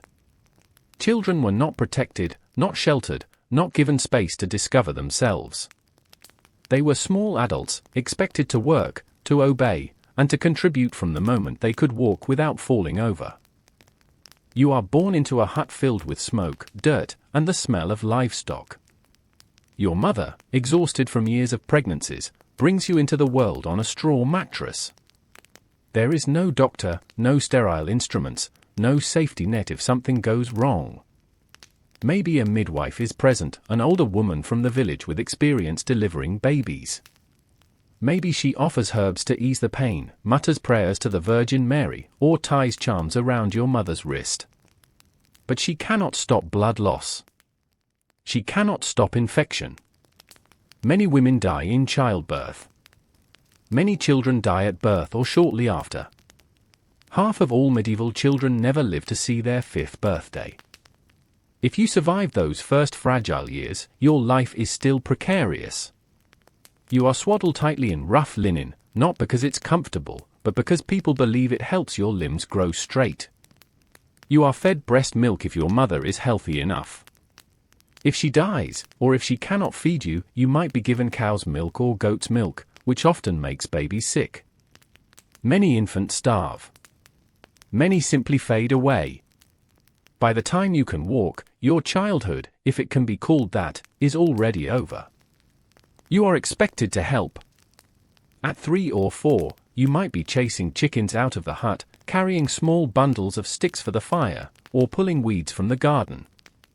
At 5 or 6, you are herding geese, keeping them from wandering too far, or standing in the fields all day, clapping and shouting to scare away birds that would eat the seed. There are no toys except what you make yourself, a stick, a rag ball, a carved piece of wood. There is no school. Unless you are miraculously chosen for church education, you will never learn to read or write. The only lessons you receive are those taught by survival: how to carry, how to fetch, how to tend, how to obey.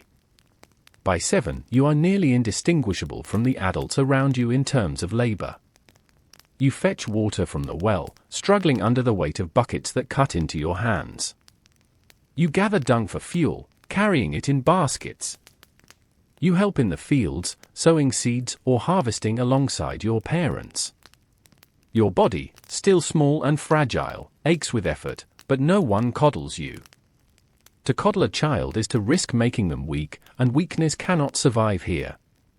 Childhood is preparation, and preparation is work. Games do exist, but they are simple, fleeting, woven into the cracks of labor. Children chase each other barefoot through the mud, tossing balls made of rags tied with string. They wrestle, play tag, skip stones in streams. They sing rhymes, many of them about saints, devils, or animals. Sometimes they imitate the adults, pretending to plow with sticks, pretending to cook with stones and dirt.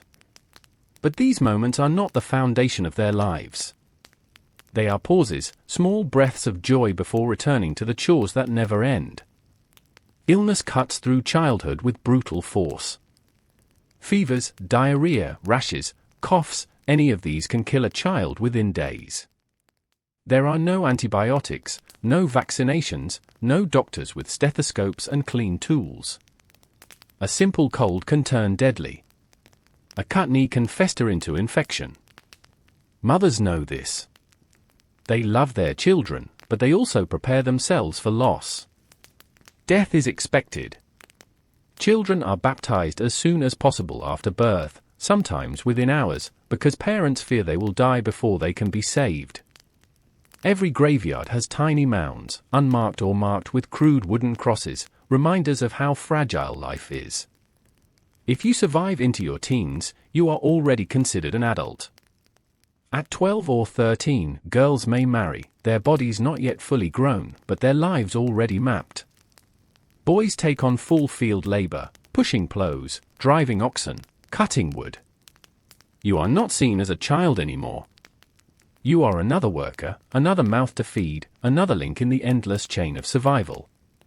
Education is almost non-existent.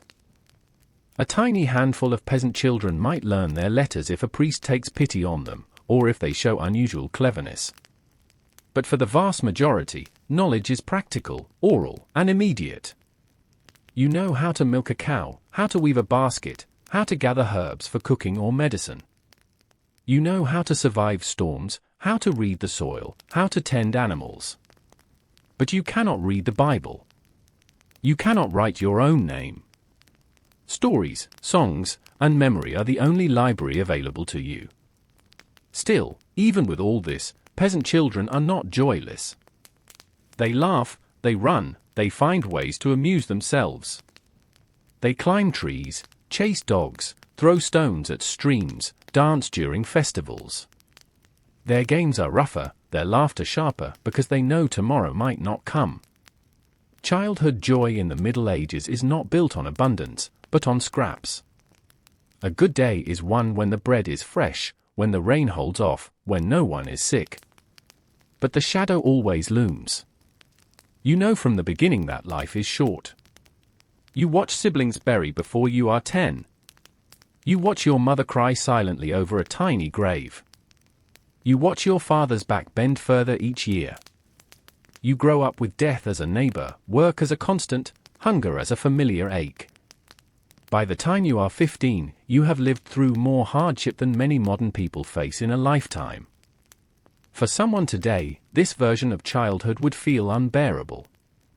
No toys, no schooling, no safety, no guarantee of survival.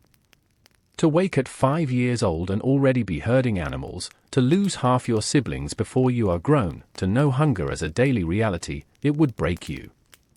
But for peasants in 1325, this was simply life. Children were precious, but not protected. They were loved, but they were also put to work. Their laughter echoed through villages, but so did their cries of sickness and loss. This is what it meant to be a child in the Middle Ages. Not years of freedom and play, but years of survival, of labor, of learning the hard lessons of a world that did not forgive weakness. And it is one more reason why you would not last a day as a medieval peasant. Because even if you made it to adulthood, you would carry in your bones and your memory a childhood forged in hardship, where innocence ended almost as soon as life began. If you were a peasant in 1325, religion was not something you did on Sundays. It was the air you breathed, the framework of your days, the explanation for everything that happened around you. The church was not a building in the center of the village, it was the beating heart of the entire medieval world. Every bell, every prayer, every holy day dictated your life as much as the rising and setting of the sun. To imagine being a peasant without religion is to imagine a fish without water. From the moment you were born, the church had its claim on you.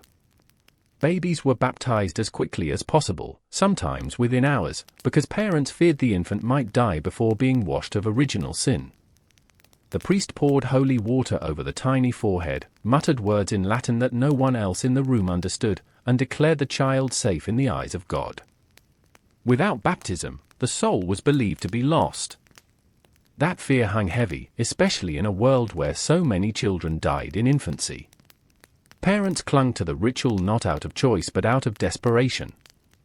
Your weeks were marked not by the names of days but by the rhythm of the church calendar. Sunday was sacred. Work slowed, at least in theory. You attended Mass in the village chapel, kneeling on the cold stone floor, staring at the altar draped in fabric and flickering with candles. The priest spoke in Latin, a language you did not understand, but you did not need to. You believed that the rituals themselves carried power, whether or not you grasped their meaning. The sign of the cross, the ringing of the bell, the lifting of the chalice, all of it tied you to God, all of it reminded you that your suffering on earth was only temporary compared to the eternity of heaven or hell. The church calendar was filled with feast days. Saints' days, holy days, festivals marking events like Easter or Christmas. These days were not simply excuses for celebration, they were essential to the rhythm of life.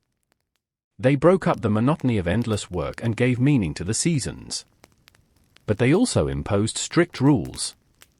Fasting days limited what you could eat, often no meat, sometimes no dairy. Lent stretched for weeks, demanding sacrifice. These rules were not optional.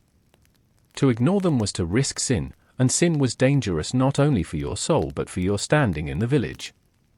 Everyone watched everyone else. If you were caught breaking a fast, neighbors gossiped, and the priest might call you out in public. Shame and fear kept you in line. The tithe was another constant reminder of the church's power. 1/10 of your produce, every harvest, handed over to the priest. Grain, eggs, chickens, sometimes labor, all of it flowed into the church's hands. Even if your family was hungry, the tithe was expected. To withhold it was to invite not only punishment from the priest but condemnation in the eyes of God. You gave because you were told that to give was to save your soul. And if you felt resentment, you swallowed it, because no one dared speak against the church. Religion was not just about worship. It was also about explanation. You did not understand weather patterns or germs or crop diseases. When famine came, when plague swept through, when a storm destroyed the fields, you turned to religion for answers. The priest told you it was punishment for sin. Perhaps the village had grown proud. Perhaps a neighbor had broken the fast. Perhaps God was angry with the people as a whole. This way of thinking was not questioned, it was the only explanation you had. And so, in times of disaster, you prayed harder. You fasted more strictly. You gave more offerings, hoping to appease a God whose anger could destroy you. Superstition filled the spaces where religion did not reach. The line between the sacred and the magical was thin. Amulets and charms were common: a piece of bone, a scrap of parchment with a prayer written on it, a small bag of herbs tied around your neck. Mothers whispered incantations over sick children. Farmers crossed themselves before sowing seed, muttering that the Virgin would watch over their fields. Fear of witches was real, though not yet at the fever pitch it would reach in later centuries. A neighbor who looked at your cow strangely before it fell sick might be whispered about for years. A child born with a deformity might be called cursed. These suspicions did not always lead to violence, but they created an atmosphere of constant fear of the unseen. The saints were central figures in your imagination. Each one was believed to have special powers, watching over specific aspects of life. Saint Apollonia for teeth, Saint Blaise for throats, Saint Isidore for farmers. You prayed to them directly, asking for protection, healing, guidance. Relics, bones of saints, fragments of cloth, drops of blood preserved in crystal, were revered as channels of divine power. If your village was lucky enough to have one, pilgrims might come, bringing offerings, filling the church with life and sound. If not, you heard stories of faraway relics that could heal blindness or stop plagues. Faith in these objects was not superstition to you, it was as real as the soil under your feet. Death was shaped entirely by religion. Funerals were overseen by the priest, who intoned prayers to speed the soul through purgatory. Graves were dug in consecrated ground. You crossed yourself when you passed them, murmuring a prayer for the dead.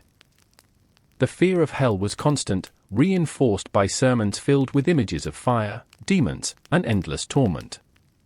Heaven was preached as a place of peace and reward, but it was always paired with warnings of eternal damnation if you strayed.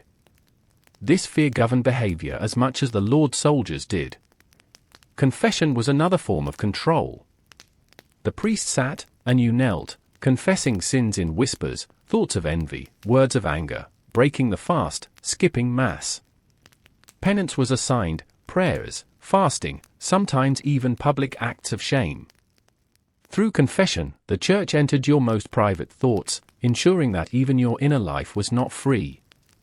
At night, when the fire burned low and the village grew quiet, religion and superstition mingled in your imagination. Shadows on the wall looked like spirits. The creak of the thatch sounded like demons. You muttered prayers as you fell asleep, tracing the sign of the cross over your chest, whispering the names of saints. You believed that angels and devils battled for your soul in the dark. Faith was not abstract. It was immediate, intimate, pressing against every corner of your mind. And this was not a burden alone. Religion also gave comfort. When famine struck, you prayed and believed someone listened. When children died, you believed their souls went to heaven. When you buried a spouse, you believed you would see them again beyond the grave. Faith gave meaning to suffering, and suffering was the language of peasant life. Without it, despair might have crushed you entirely. With it, you found enough strength to endure. For you, pulled out of the modern world and placed in this one, the depth of religion would feel suffocating. You would bristle at the control, at the constant demands for tithes, at the sermons filled with fear. You would feel trapped by superstition, by charms and relics treated as medicine. And yet, without those structures, you would also feel lost, because the world was too unpredictable, too brutal, to face without belief in something greater. This is what religion and superstition meant in the life of a medieval peasant, not just faith, not just ritual, but the framework of existence itself. They explained disaster, gave meaning to suffering, and held power over every choice. They offered comfort, even as they enforced obedience. And they shaped peasants into people who lived not only in fear of their lord and hunger in their stomachs, but in constant awe and terror of the invisible forces that surrounded them. When you imagine clothing in the Middle Ages, you might picture flowing gowns, knights in chainmail, and lords in embroidered tunics. But that is the world of the wealthy, the tiny sliver of society who lived far above you. For a peasant, clothing was not about style. It was about survival, and even then, it often failed at its most basic task. The tunic is your second skin. It is made of rough wool, woven on a simple loom, dyed in muted colors if dyed at all. Browns, greys, dull greens, these are the shades of peasant life. Bright colors exist, but the plants and minerals used to make them are expensive. Only the wealthy can afford robes of scarlet, blue, or deep black. Your tunic scratches against your skin, especially in the heat of summer when sweat clings to the wool. In winter, it is never quite warm enough, no matter how many layers you pile on. Underneath, if you are lucky, you wear a simple shirt of coarse linen. It is softer than wool but still far from comfortable. Your hose, the forerunners of trousers, are made from the same materials. They cover your legs, patched again and again where the fabric wears thin at the knees. Holes are common. In winter, icy winds cut through them. In summer, they chafe your thighs until the skin reddens. Belts of rope or leather hold everything in place, not for fashion but necessity. Clothes must stay tight while you plow, dig, and haul. Shoes are another matter. Many peasants go barefoot for much of the year.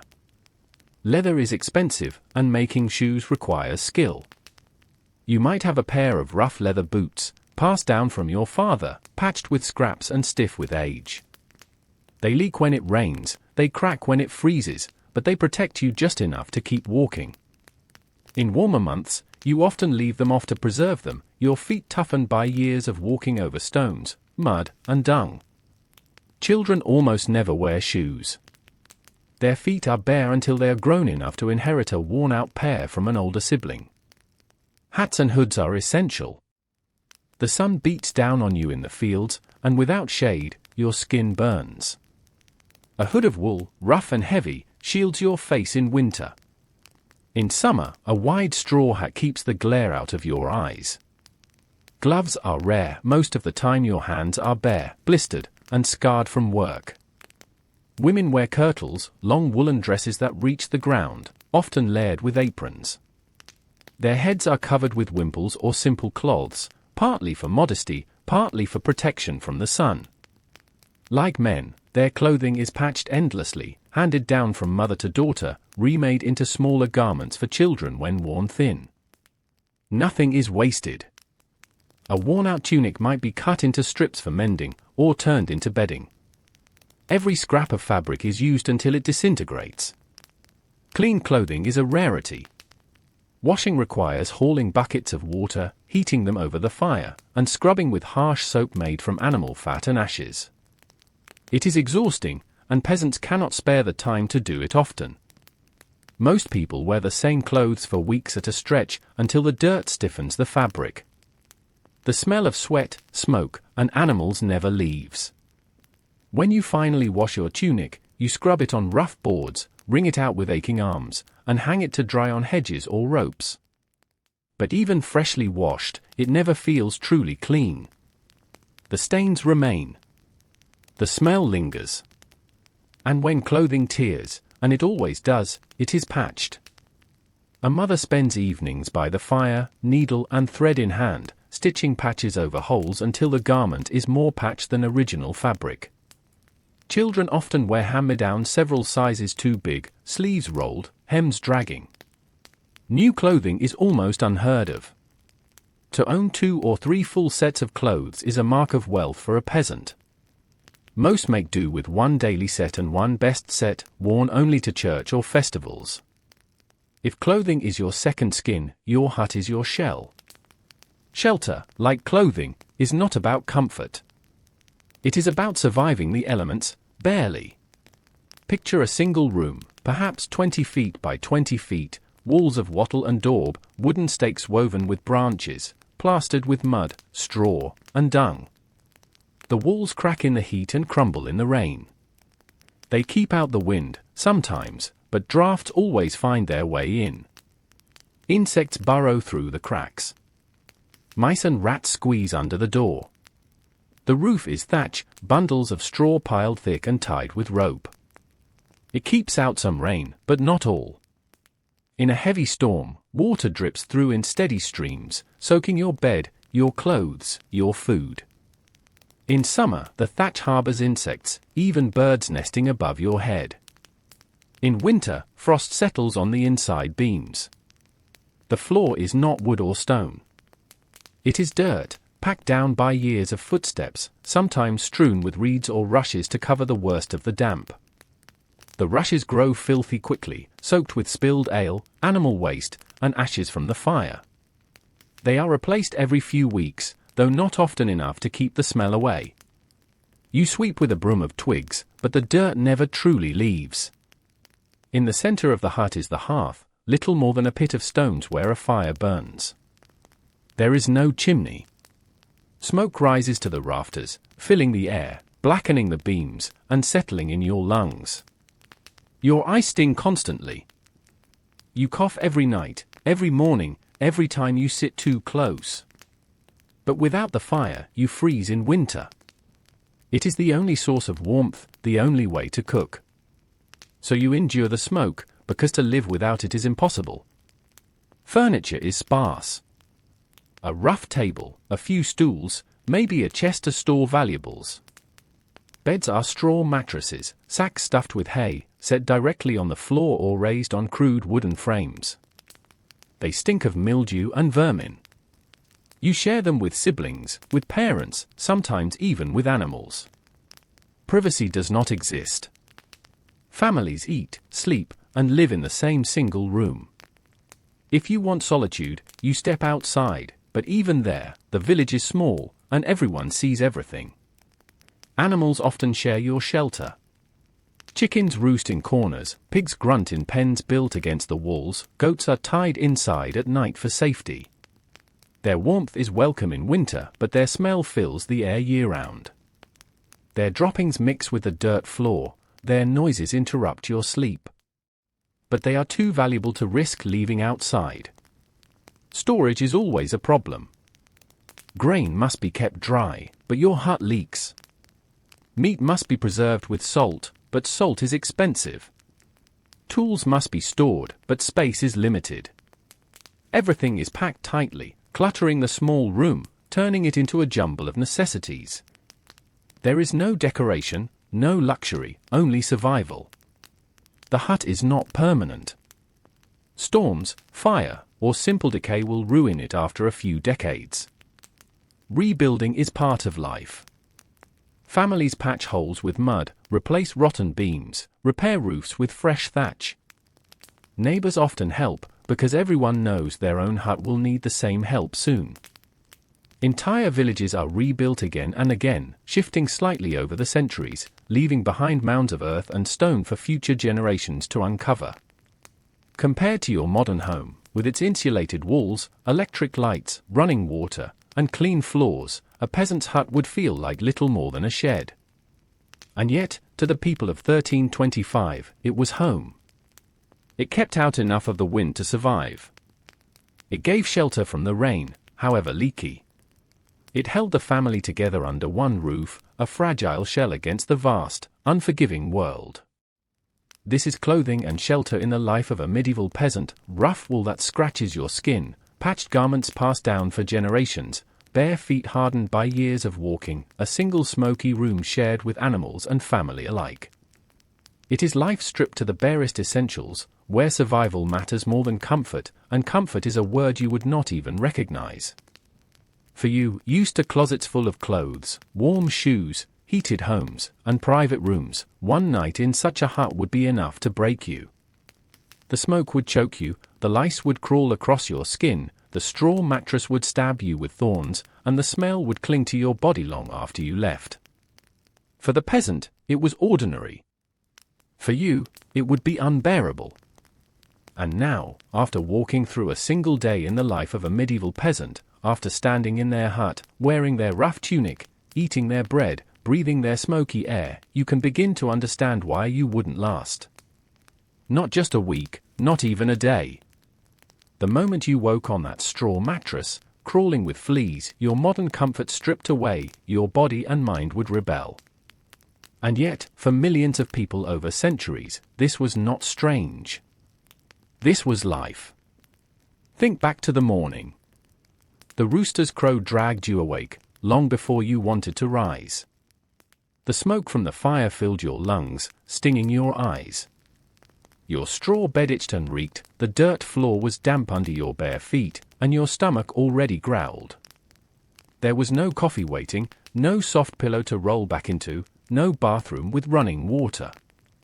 Just the pot of pottage bubbling over the flames, the same meal you had yesterday, the same meal you will have tomorrow. Hunger never leaves. It only quiets for a while. Step outside and the fields stretch before you. Work begins at dawn and ends at dusk, with no breaks, no relief, no sense of progress. You plow with wooden tools, guide oxen that stumble and resist, bend your back until it aches and cracks. You sow seed knowing some will rot, some will be eaten by birds, some will simply vanish into poor soil. You haul stones, spread manure, drag water, patch fences. And when you finish your own strip, you march to the Lord's fields to do it all again, this time for His benefit, not yours. You sweat until your tunic clings, until blisters open on your hands, until your muscles tremble. And still, you push forward, because to stop is to starve. Food fills your stomach but never satisfies it. Bread that grinds your teeth down to stumps. Pottage that tastes the same every day of your life. A rare scrap of meat at Christmas, devoured as if it were the most precious treasure. You live with hunger as constant background noise. Malnutrition weakens your bones, dulls your skin, leaves you vulnerable to every illness that drifts through the village. And illness always comes. Coughs that linger for months. Fevers that take children in a single night. Wounds that swell until the infection spreads through the body. Teeth that rot until the jaw swells, until the pain is so unbearable you cannot eat, cannot sleep, cannot think. You bury siblings, parents, neighbors, children, the churchyard filling with shallow graves, crosses tilting in the mud. Death is not a rare visitor. It is your daily neighbor, always near, always watching. The body aches, but so does the spirit. The Lord demands His share of your harvest, His labor on His fields, His obedience in every matter. The church demands its tithe, its fasts, its confessions, its unquestioning loyalty. Between the two, your body and your soul are bound. You bow when the Lord passes, kneel when the priest speaks, pay what is demanded even if your own children cry with hunger. To disobey is to risk beating, prison, even the gallows. To doubt is to risk hellfire. You are trapped in a system where freedom does not exist, where survival means obedience. And yet, life is not only work and fear. Even in this world, peasants find moments of joy. Children laugh as they chase one another through the village, kicking balls of rags, splashing in streams. Families gather around the fire to tell stories, tales of saints and spirits, of brave heroes and foolish tricksters. Music drifts on the air during festivals, rough fiddles, hand drums, voices singing in unison. Weddings bring dancing, laughter, and for once, enough food to feel full. Faith, though it demands obedience, also offers comfort. The thought of heaven makes loss bearable. The prayers whispered at night calm the fear of the dark. Community holds everyone together, neighbors helping neighbors, because no one can survive alone. Your clothing never fits quite right. Your tunic itches. Your hose chafe. Your feet are blistered or bare. Your hut is always smoky, always damp, always filled with the smells of animals and waste. Privacy is impossible. Comfort is unknown. You grow up too fast, work too hard, and age too soon. By 30, your body is bent. By 40, if you live that long, you are old. And through it all, dangers stalk you that you cannot control. A storm can ruin your crop. A pest can strip your fields. A disease can sweep through the village and take half the children. Soldiers can march through, burning huts and trampling fields, stealing what little you have. Bandits can ambush you on the road. Life is not secure. It is not predictable. It is not safe. It is always balanced on the edge of disaster. Now pause for a moment, lying in your modern bed. Think about the pillow under your head, the mattress that supports you, the sheets that are washed and soft. Think about the food in your kitchen, waiting for you whenever you are hungry. Think about clean water pouring from a tap at the twist of your hand. Think about medicine, hospitals, vaccines, dentists. Think about clothes that fit, shoes that protect, heaters that warm entire houses, lights that keep away the dark. Think about how little you fear famine, plague, or soldiers raiding your home. These are luxuries so normal to you that you forget they are luxuries. To a medieval peasant, you would seem like royalty, living in a comfort beyond imagination. And yet, even knowing all this, peasants endured. They laughed, they sang, they loved, they prayed. They carried on through hunger and cold, through oppression and fear, because that is what humans do. They survive. They find joy even in scraps. They keep moving forward even when the world presses down on them. Their lives were short, harsh, and filled with suffering, but they were also real, human, and meaningful. Without them, the fields would not have been plowed, the grain not harvested, the villages not sustained. The lords and priests who ruled over them depended entirely on their labor. They were the backbone of medieval society, even as they lived at the very bottom of it. And this, finally, is why you wouldn't last a day as a medieval peasant. Because you have been softened by modern comforts. Because your body is not hardened by endless labor from childhood. Because your mind is not shaped by a lifetime of hunger and obedience. Because you expect freedom, privacy, safety, and comfort, things that did not exist for them. You would break under the weight of their reality. They endured because they had no choice. You would falter because you always have a choice. So tonight, as you drift toward sleep, take a moment to be grateful. Grateful for the bed beneath you, the food in your stomach, the walls around you, the medicine waiting if you fall sick. Grateful for the freedom to rest without fear of hunger, to wake without fear of famine, to live without fear of the Lord's whip or the priest's condemnation. Grateful for the comforts so ordinary to you that you forget how extraordinary they really are. Close your eyes. Let the flicker of firelight fade. Let the sounds of the medieval village, the coughs, the cluck of chickens, the creak of thatched roofs, dissolve into silence. You are not there. You are here. Safe, warm, comfortable, alive. The peasants of 1325 would see your life as heaven itself. And perhaps that is the lesson: to endure their world would be impossible for you, but to appreciate your own, right now, is entirely within your grasp.